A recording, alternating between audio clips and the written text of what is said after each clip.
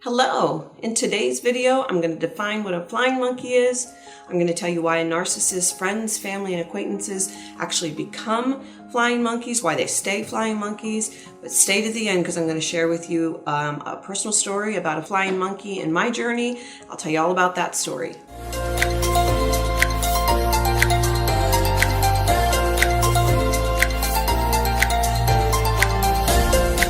If we're just meeting, my name is Tamara and I'm your courtroom companion.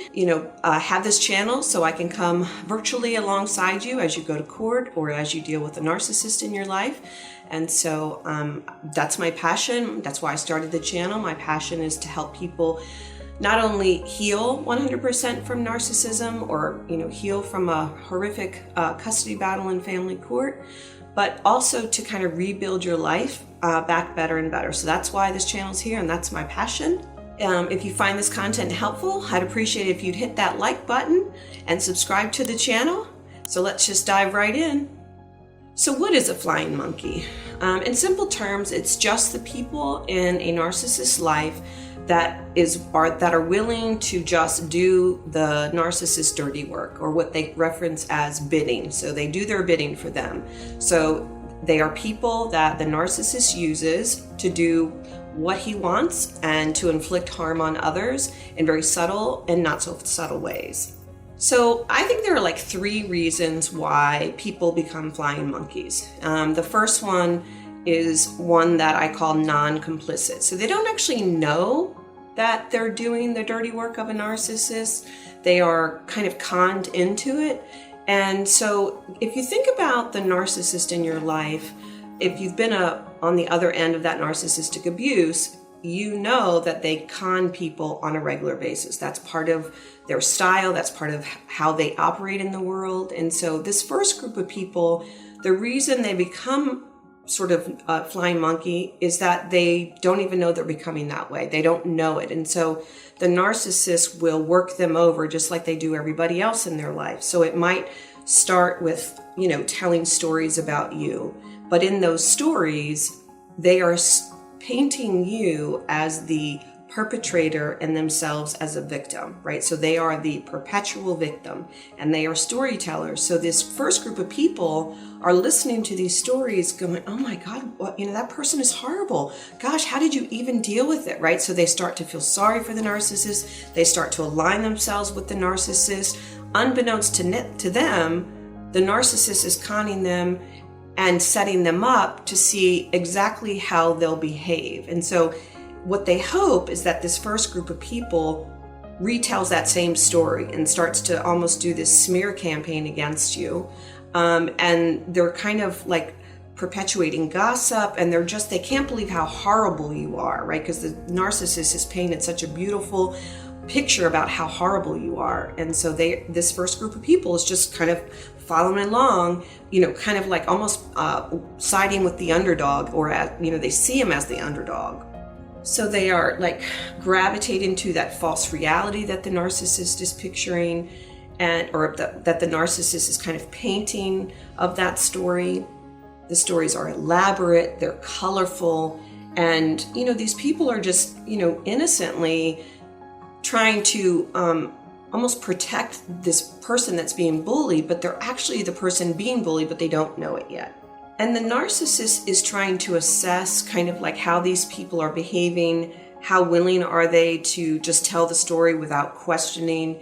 Most normal people are like listening to a story and if facts don't add up, they might, start to question the narcissist, right? So then the narcissist knows that person's probably not going to do his bidding, so he won't put effort there. But if there's someone in their life that's willing to, really hate you, for example, and willing to just like do whatever, the narcissist will keep conning that person. And, maybe usually the narcissist already knows how they're going to use people in the future. So if the narcissist is in a custody battle, perhaps he's trying to get this group of people to maybe become character witnesses for them, for example. Or maybe the narcissist knows that they're going to move to a different state, and so they're going to try to schmooze people maybe that have pickup trucks or large trucks to help them move. So they're working these people over by being a victim, right? By being the person that is being bullied, right? So this first group of people, that's what they do. They're not even aware they're doing it.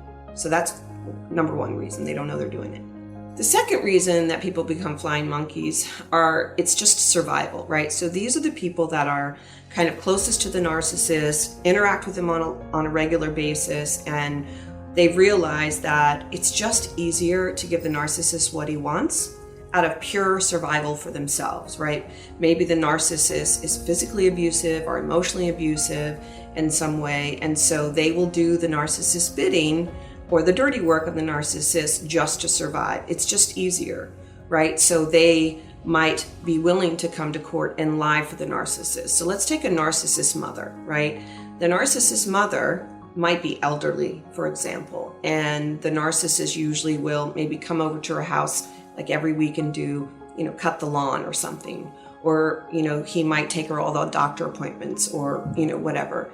Well, she might be willing to come to court for him and lie. So she's complicit. She knows she's lying. She knows she's going to go in there and perjure herself, but she'd rather do that than to upset the narcissist, because the narcissist lets the people in their life know they've got one foot out of the relationship, right? If you don't do what I say, they know the narcissist will make them pay. So the second reason is just pure survival and being in the life of a narcissist. And this group of people, when they know that if they don't give the narcissist what they want, the narcissist will let go of the relationship or literally give the silent treatment for months, or perhaps just really end the relationship, period. It's called discarding. And I did a video on that recently, so I'll link that above for you and below. And I go over all, the reasons why people are discarded or how to recognize that the discard is coming. And so it's a very painful process, because if you love the narcissist, like a mother or a sibling or something, you don't want to necessarily not have the narcissist in your life, but being discarded by a narcissist can be very painful, because as a normal person, you love another human being and care about another human being. And so when somebody just kind of lets you go like yesterday's garbage, it can be very painful. So this second group of people are just surviving, right? They're just giving the narcissist what he wants just out of pure survival. Reason number 3 is another group of complicit people. They become flying monkeys because they're trying to get their own emotional needs met. So let me explain. So let's say, for example, there's a woman who is in a loveless marriage, right? And this woman meets someone at church who they don't necessarily know they're a narcissist right away, but the narcissist is conning this woman and maybe being very flirtatious and kind of leading the person on. Well, that could be very attractive to someone who, doesn't have a lot of character and, is willing to cheat on their husband because they're unhappy or what have you. That person may begin to, over time, do the bidding, do the dirty work, even though they know it's not right, because they don't want to lose that flirtatious kind of thing happening on a regular basis. So that person would be willing to lie for them in court. They would be willing to, go grocery shopping for them. They would be willing to be used by the narcissist. They will perpetuate lies. They will even help the narcissist, do criminal activity, for example, just because they're trying to get their own emotional need met. So another person in this category of, trying to get their emotional needs met might be someone who doesn't have a lot of money themselves, but is attracted to the narcissist's luxurious lifestyle. And so they might be willing to do the narcissist's bidding complicitly, lie for them, steal for them, help them steal identities, help them, even be their alibi for criminal activity, right? So he's trying to get his emotional needs met by, being in this luxurious lifestyle with the narcissist, even though he knows it's, a dirty way to live, right? That's just another example, along with the woman who's in a loveless marriage who is trying to get her emotional needs met because the narcissist is giving her a lot of attention. So there's hundreds of examples of people like this, but they're complicit. They'll do what the narcissist says just so they don't lose that piece that they need from the narcissist. So again, there's that first group that are non-complicit, then the 2 complicit groups, people are just trying to survive, and then those who are just wanting to get their own emotional needs met. So now that you have that, you can feel sorry for all of these flying monkeys, because they are sort of at the disposal of the narcissist to be used.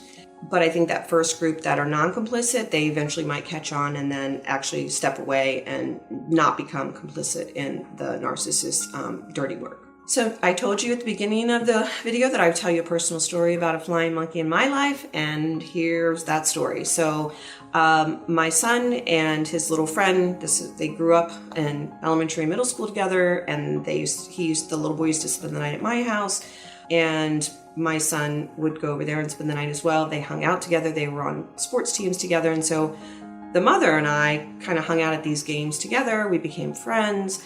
She was actually the nurse in my son's pediatrician office, so we saw her there as well. So, we were friends, and so my ex would come, and, she knew him as well because my ex was the coach, and so we were all sort of friends. I always kind of was really careful because I knew that she was friends with both of us.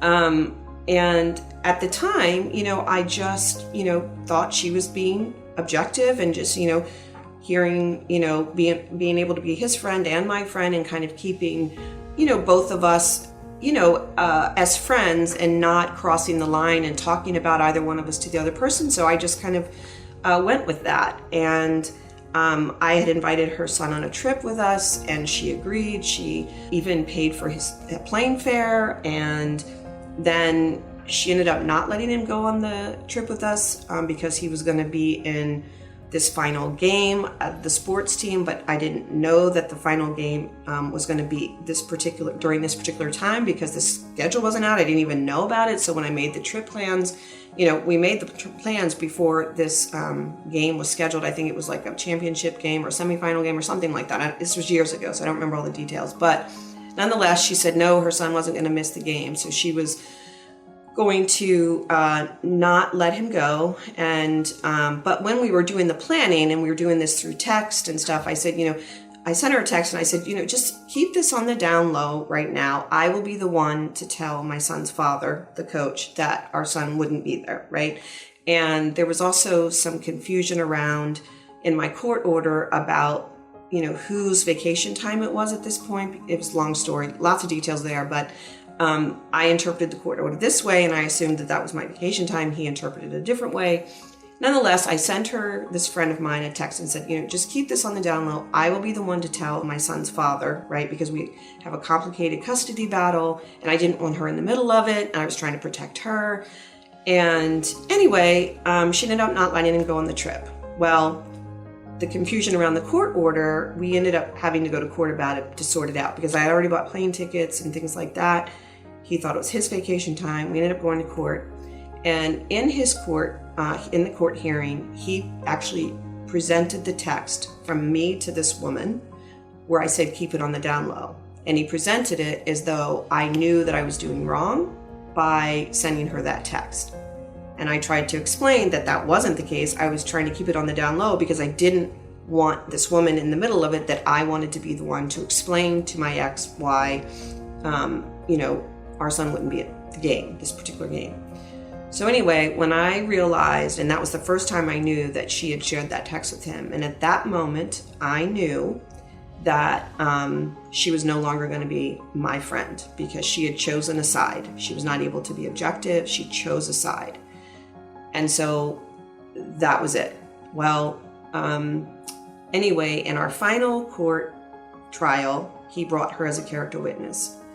And not only did she provide that text at an earlier hearing, she got up on the stand and lied about me to the court. She lied over and over. She did his bidding for him, and she basically showed her true colors. And so my attorney was able to cross-examine this woman on the stand and really show her true character from the previous hearing, and really just showed her, the court, just who she was. And so I felt really vindicated during that final trial.